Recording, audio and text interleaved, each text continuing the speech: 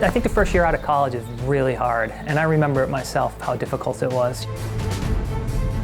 If you're going to make an Olympic team or a world championship team, you're going to have to make some big sacrifices, and it's going to have to come from inside, especially when you're 22 or 23 years old living in Boston.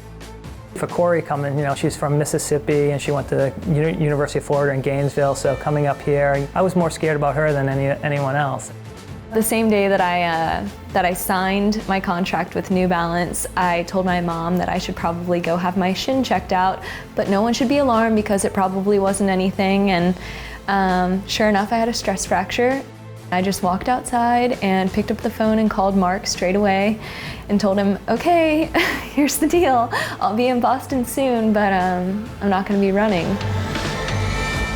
So arriving to a new place and feeling a little bit out of my element and not being able to run was really difficult. It took trusting Mark and believing in where I was and knowing that to have these 3 girls who I know are very dedicated to the idea of all of us being successful is the ultimate blessing.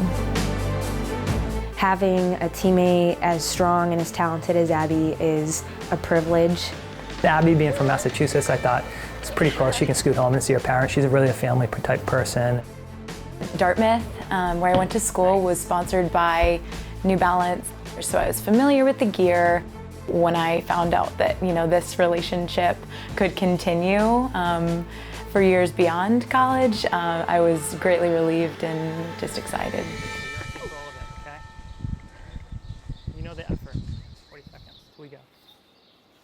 Smooth, Meg. Smooth, smooth, smooth. The first thing that I was really excited about was just to start running again. So I sort of took a hiatus and was not pursuing it at an elite level for about 2 years while working. And then made the really difficult decision to sideline her career for this opportunity, and that was really brave. I didn't like to admit that I was quitting, and I wasn't handling the job and running successfully. But I think ultimately how things have been going with running, it was the right call. Meg is soft-spoken, but she has this fire within her. She's a scientist. She works in diabetes research. I think I made a lot of sacrifices in order to make them both work. I'm so impressed by how she does it because she's so disciplined with her schedule. She's up at 5:30 on the dot every morning, gets her run done, gets back. I don't know if I'm sane, but I don't babysit them at all. I trust them totally, and they're probably better behaved than I am.